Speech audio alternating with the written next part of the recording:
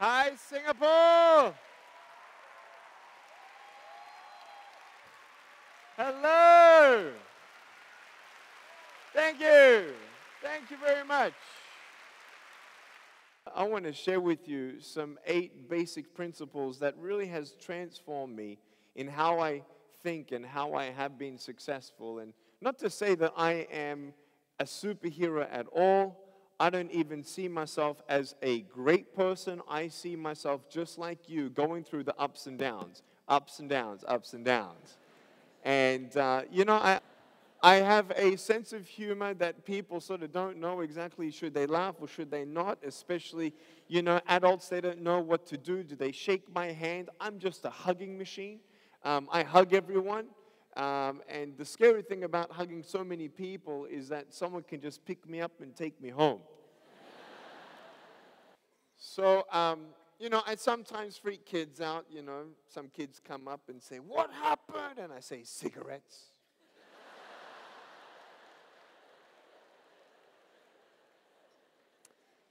So I have many times where I have, used humor to break the ice or just have fun and make sure I don't go too far. But the first point I want to make out of the 8 is I am thankful.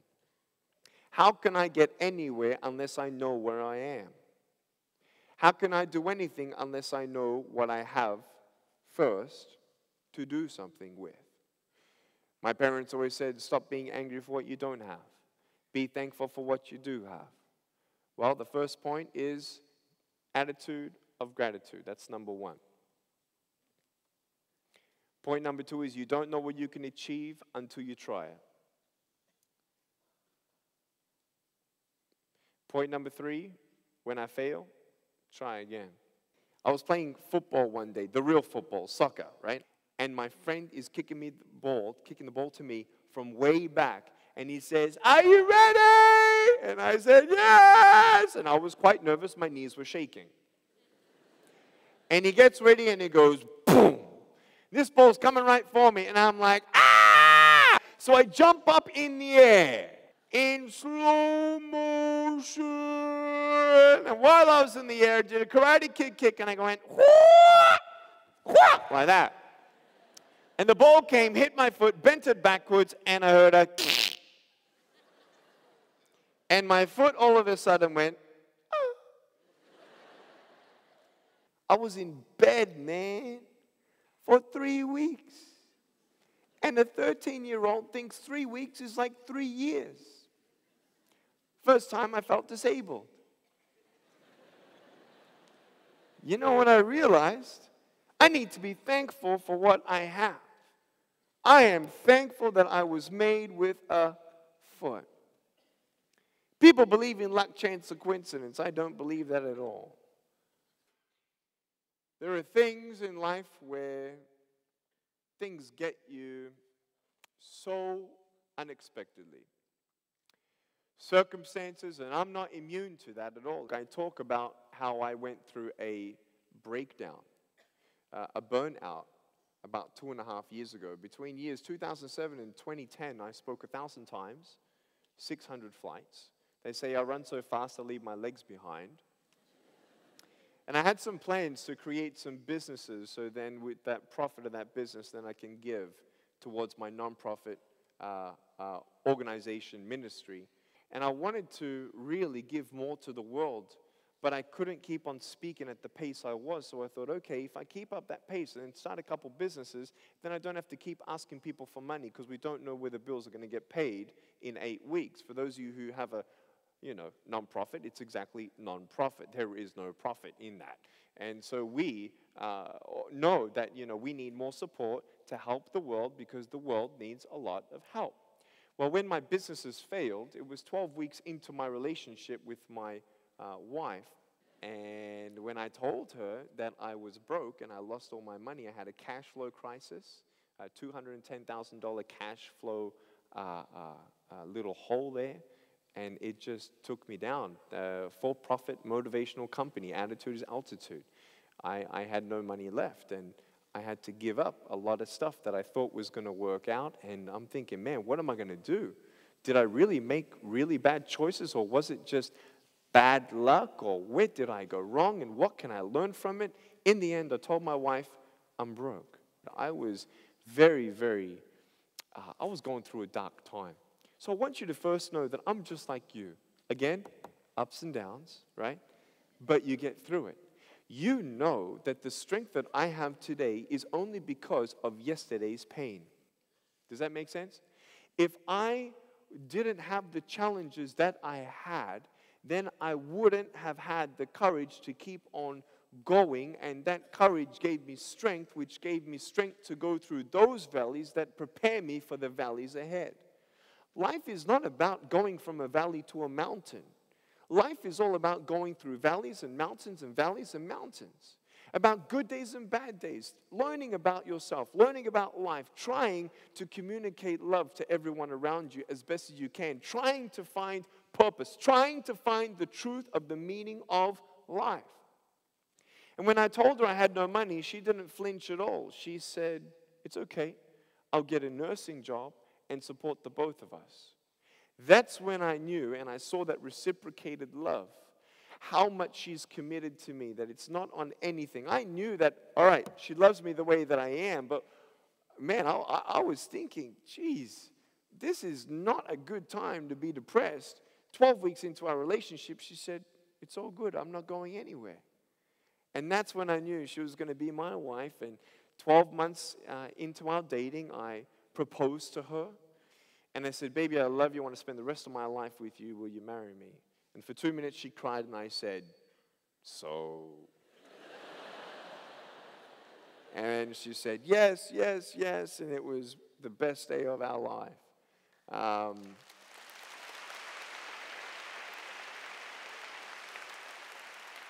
I want to communicate today the truth of 3 things. I want you to understand that these are the most important things you need to find. The truth of your value is the first thing. That was so hard for me. I'm thinking as a kid, man, everybody else has arms and legs. Everyone else can run. I can't do this. I can't do that. You know what my parents said? It's okay. And I'm thinking, it's not okay. I was the first disabled child to go into the mainstream school system of Australia in 1990. And the truth of my value was watered down by all the lies. You know those people that you have in your life that no matter how bad of a day you're having, that you know when you see them coming up to you and walking towards you, you're thinking, oh no, my day is just about to get worse. And no matter how bad of a day you have, they're going to make your day worse, right? On average, everybody has about 3 of those people somewhere, somehow, in our sphere of influence. But they are not your greatest discouragers. You are your greatest discourager. It only takes 3 seconds for someone to plant a seed of lies in you, and you keep on remembering it and rehearsing it and repeating it, and then the more you hear it, the more you believe it. I was looking for arms and legs. I was looking for affirmation, and my mom and dad continued to plant those seeds of love in me. And that's the planting of seeds I want to do in my son's life. I want to spend time with him. I'm going to play video games with him. And yeah, when he becomes a teenager, maybe daddy's not going to be cool enough for him to hang out with anymore. I understand that happens in a lot of relationships. But he will know that I will keep on trying to connect with him, trying to talk with him, not just about homework, not just about career, and not just spending time with him when he's done something bad to give him a lecture. I know that my son will know how much his daddy loves him because that's what my dad did for me.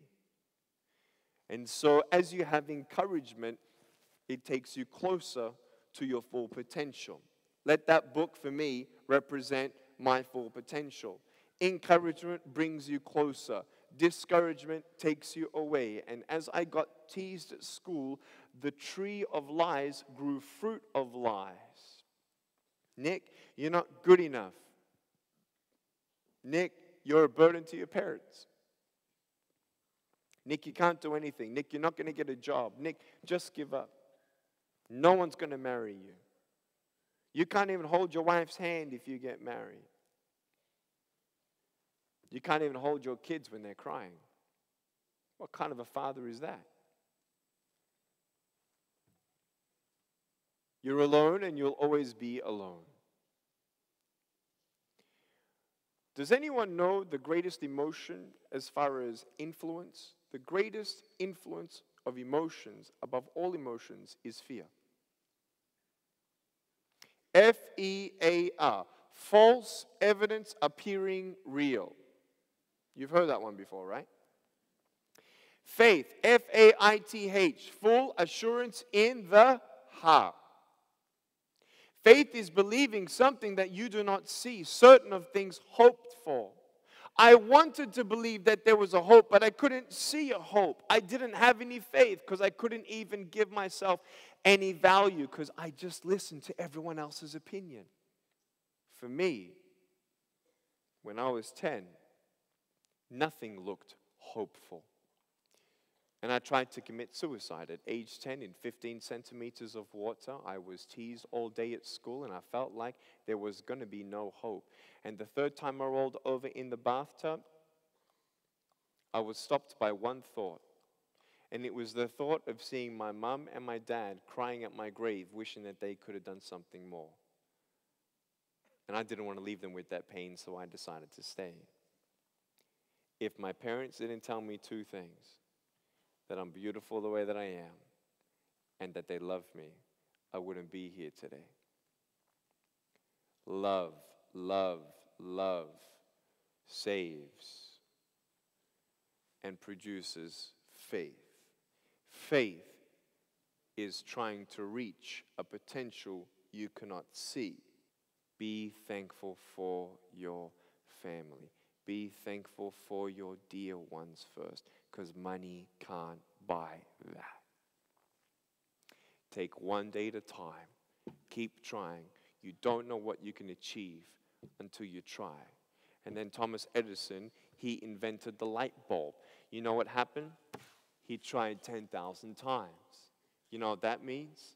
He was successful once and failed 9,999 times. You know what he said? I never failed 9,999 times. Now I know 9,999 ways in how not to make a light bulb. That's point number 4. Failure equals education. Some failure is more expensive. But if I try 100 times to get back up and I can't get up, it's too hard. If I fail, am I a failure? No. Do you know how many people from ages 40 to 60 are still remembering what their fathers told them that were negative, and they're disabled emotionally and mentally from the things their father told them when they were only 10 years old? Words are powerful. I don't want to tear down someone with words. I want to build people up. I want to encourage people to be all that they can be. So I want to tell you today, if you told me that I am not a failure, even though I failed 100 times, then why do you ever give 1 second to the idea that you're a failure? You are not a failure. I don't care how you look. I don't care what you can do or cannot do. I don't care how many friends you have or not have. You are here for a reason. Do not give up, because you don't know what's around the corner. I'm not promising a better day, but I'm giving you hope even within your circumstance. You can overcome.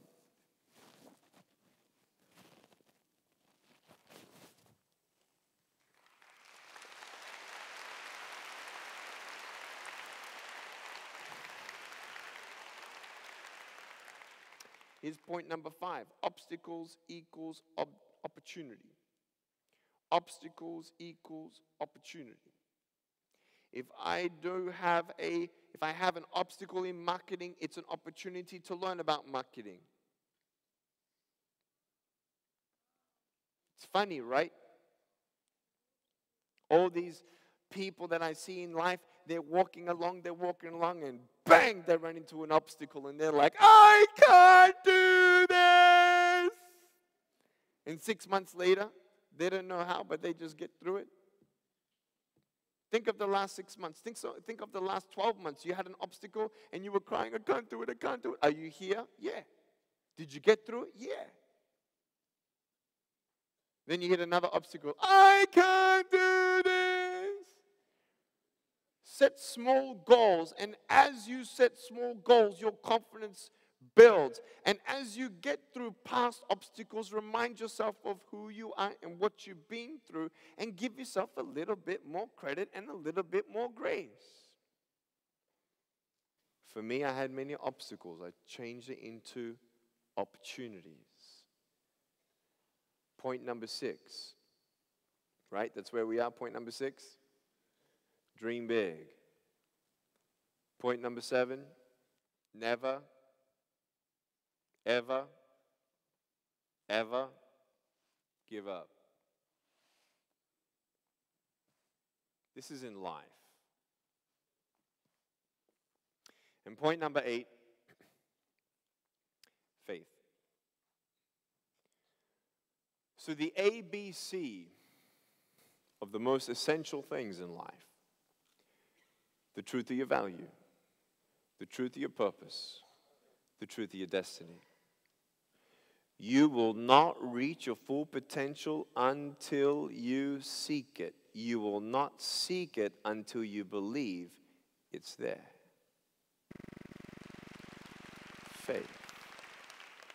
7 years ago, I met a little boy with no arms, no legs.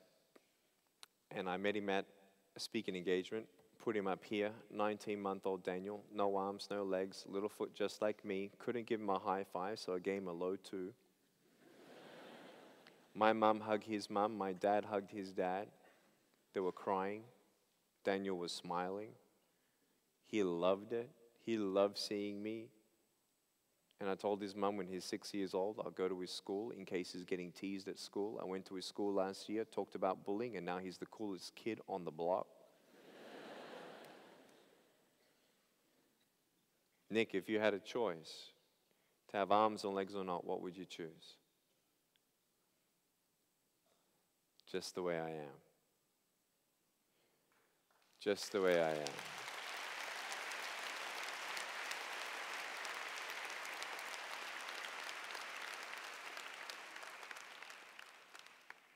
Arms and legs will come to me up there in heaven. And when I see this boy running to me with his new arms and his new legs, and I hug him with my new arms, when you have the perspective of billions and billions of years in eternity, believing that that's real. For me, what's 90 years? Without arms and legs, hey, at least I don't get arthritis like you're going to get arthritis.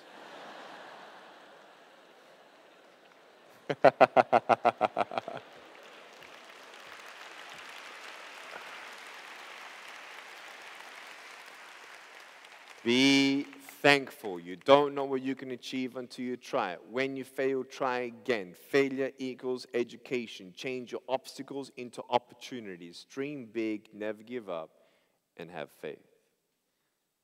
That is how my life from a life without limbs into a life without limits has transformed. And if it wasn't for my faith in God, I totally respect everyone as a human being with the freedom of choice in which religion you believe in. That's fine. I'm not forcing anyone to follow my religion. And I don't even want anyone to applaud after me, because if you have the same religion, you're going to applaud. But I do not want to divide anyone in that way. But yes, I am a Christian, and I do believe in God, and I do believe in heaven. And one of the greatest things that I've realized in life is that when I don't get a miracle, I can still be a miracle for someone else. Thank you all very, very much for your love.